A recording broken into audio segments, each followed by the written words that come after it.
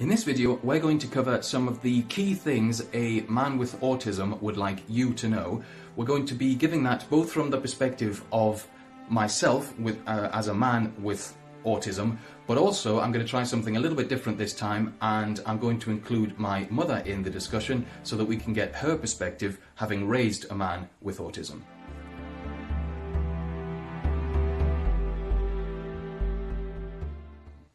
Hello again, I hope you're all well.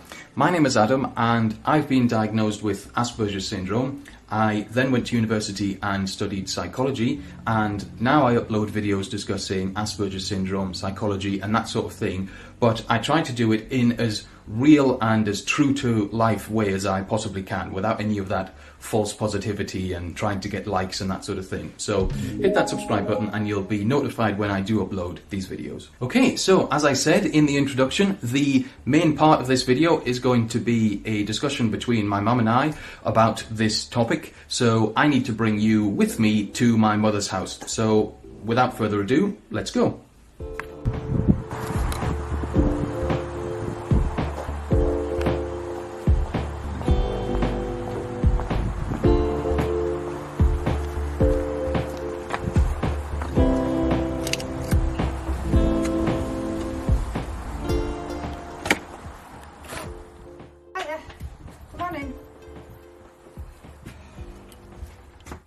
So here we are at Mother's house, and this is my mum. Hi.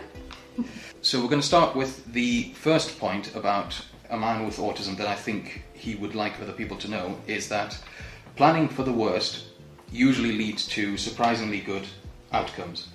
Have you found that to be the case with me at all? Yeah, just recently learning that sort of thing. Even we think about your birthday, setting up lots of different ideas, knowing how we could do that sort of thing, but ultimately feeling that perhaps none of it might happen, and therefore telling you that it doesn't matter what we do or whether we do anything at all, as long as you're happy and you have a nice day. It seems to take the pressure off you, and you seem to be able to do so much more when you don't feel the pressure to perform, if you like. Yeah, so it's almost like by putting those contingency plans in place, even if they don't get used, I then end up flourishing, weirdly. But if you hadn't put those contingency plans in place, then things could possibly go wrong. Well, historically they have. We've learned that not to put any expectations on you, and it's worked out so much better, so that when you are younger, any pressure that, oh, today we're going to do this and we have to be there at this certain time and somebody's expecting us and you are going to be expected to do a certain thing, usually ended up in the day being probably disastrous. But then the blame then ended up being put on you, especially when you were younger, because you misbehaved, because you were classed as being naughty, when really all it was this, there was too much pressure on you. And had I known about that kind of thing when you were younger, it would have been something that I could have planned for, so that the pressure's not there and you're then allowed to have a nice time, because you're not expected to behave in a certain way if you're feeling overwhelmed by the situation. Yeah, well, and that brings me on to the next point, which is that, and I've definitely found this as I've gotten older and I've had intimate relationships with girlfriends and that sort of thing, is that I'm terrible at surprises. Spontaneity for me is just a non-existent concept, particularly social surprises. So if my girlfriend Anna tries to ring me when I'm not expecting her to ring me, I can usually be quite rude when I first answer the phone. And it's not because I dislike her for calling me or anything like that. It's just I'm surprised in the moment and I'm not prepared for interacting with someone. Was I like that when I was a child, or is that a thing that's only happened as I've gotten older? It's difficult to remember that sort of thing, but as in that kind of interaction, but certainly surprises and everything, you didn't really like that kind of thing. You did like to know what you were doing, where you were going. One of the things that I would mention was the concept to you of maybe didn't seem to exist. Right. When we talked about anything or something that you wanted to do, if I made the mistake, or your dad made the mistake of saying, oh, well, perhaps, or maybe, then that was a yes. Unless we actually said no, then you couldn't see the in-between. Yes, I don't know if that's referring to what you're talking about to do with surprises, because it seems to me now, looking retrospectively, is that you liked to be able to have something in place. You liked to be able to not necessarily plan, but just to know what you were doing so that you could prepare yourself, I think. So that if something that we had said maybe about then ended up not happening, woe betide. Yes. Even if it wasn't something that I was particularly interested in the first place, you know, like going to a restaurant or whatever, it's like that.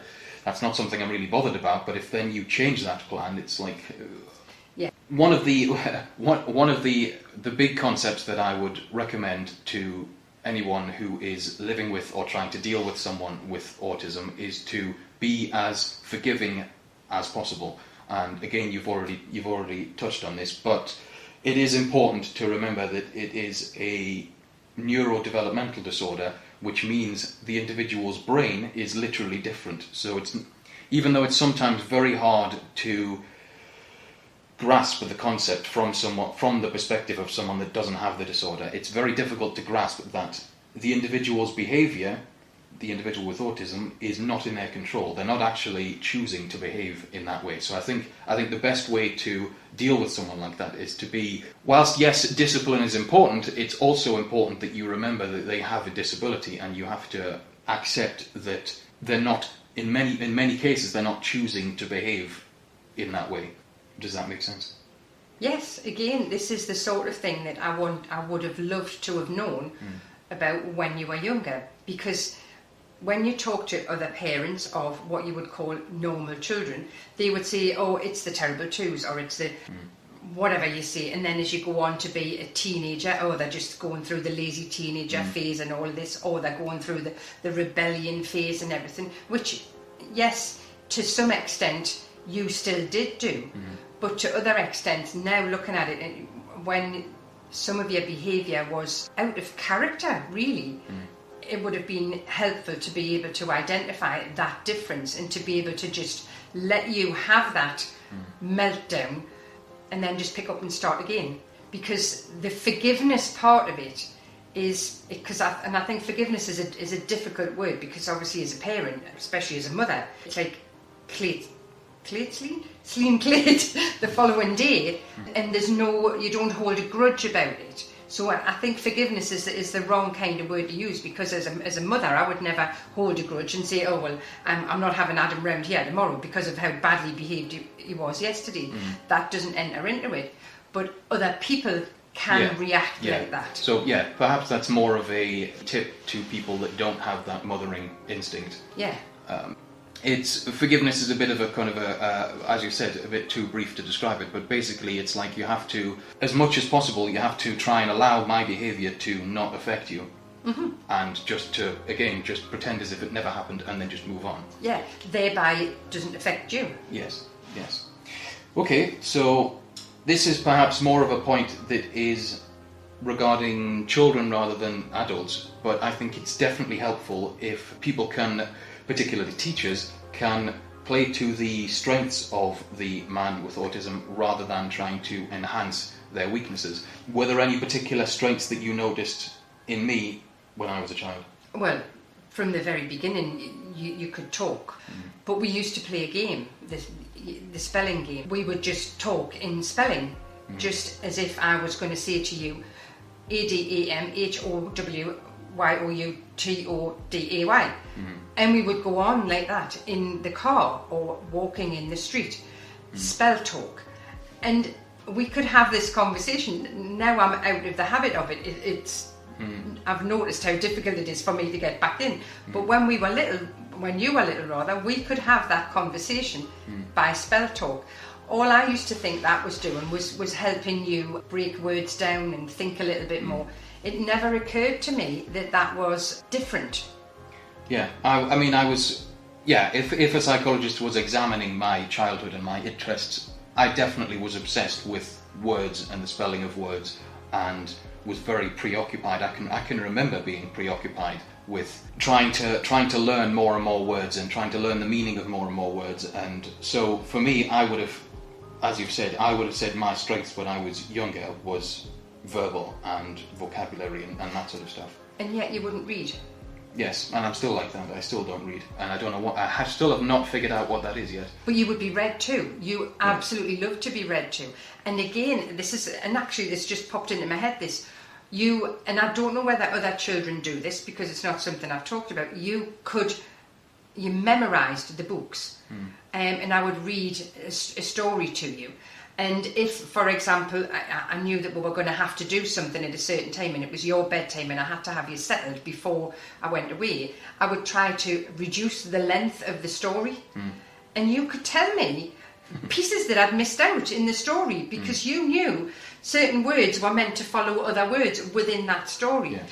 And yet I didn't read the same story every night. We had shelves and shelves of books. So the next point is about something that I think men in particular do with autism, although I think this is a thing that all men do, not just men with autism, is that we put tremendous pressure on ourselves to be productive in society. And I think a large part of a man's internal self-worth comes from whether he sees himself to be productive or not. The reason I want to raise this point is you as a neurotypical, or the person that knows or is caring for the man with autism, if he is struggling to accept himself, I would be willing to bet that 80 or 90% of the reason for that will be because he cannot see how he can be productive and how he can fit in to society and how he can contribute to society.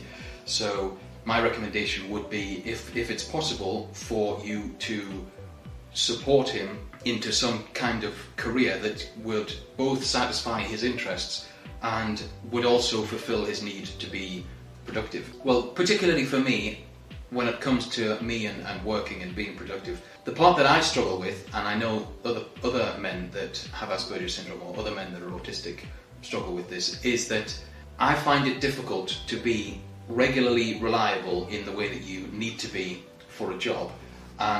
And the reason I find that difficult is that I would say 90-95% of jobs out there, they require you to, for the most part, be around other people and be in these what are extremely exhausting situations. Being around people is immensely draining.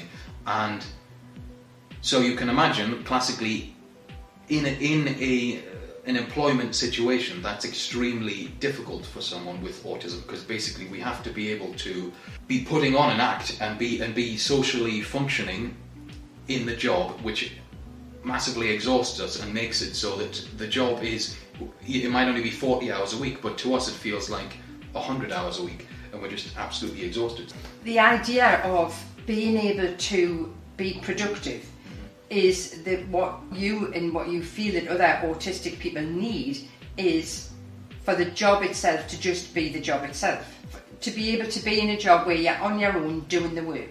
If you are, for example, if you were making up circuit boards or something that was very, very intricate and very, very focused, because autistic people are very, very good at focusing on one particular thing, because it seems as if their mind works better that way. But if they were to have to do that job in a room or in a factory where everybody else was doing the same job, then it wouldn't work. Yes. But if you were doing that job in a room on your own, like what you would call like a clean room, then you would be not only good at it, you would be brilliant at it. Yes, that would be perfect. That's exactly it. And that's the problem, is that most jobs, they're not just the job. They're the job plus all of the social interaction. So your ambition of becoming a psychologist would be ideal if you only ever had to interact with your patients. Yes. So you would have one patient at a time, be able to interact with that patient. That patient leaves the room, you write your report, you do everything that you have to do, you pack your things up and you go back to your house. Yes. If that was all you had to do, then that would be ideal. If you have to interact with other people in, for example, a meeting format, then you would have to say, well, no, the meeting that I could be would be maybe another 2 people or 3 people maximum, so that in the room there is 4 of us. But that room would have to have no other distractions in it. It couldn't be a room in an office where I can hear everything else going on. It couldn't be in a room where the windows are open and I can hear what's going on outside, or I can see things that are going on outside. All of that sort of stuff it's not just distracting for you or as an autistic person, it's an effort. It's another thing to be working out, because you can't switch off that part of your brain where if I'm sitting talking to you and an aeroplane goes past, it's just like, oh, that was an aeroplane, gone. Whereas you don't think that there's an aeroplane. I'm thinking about that aeroplane. Where's that aeroplane come from? Where's that aeroplane going? How many people are in it? What height is it up in the sky? All of that sort of stuff. And you've got no control over that happening. No. And I've only just learned that about autistic people. And it's mind-blowing. So if society could understand that, then that's what makes it so easy. Because it is easy to work in a white room. It is easy to shut out things.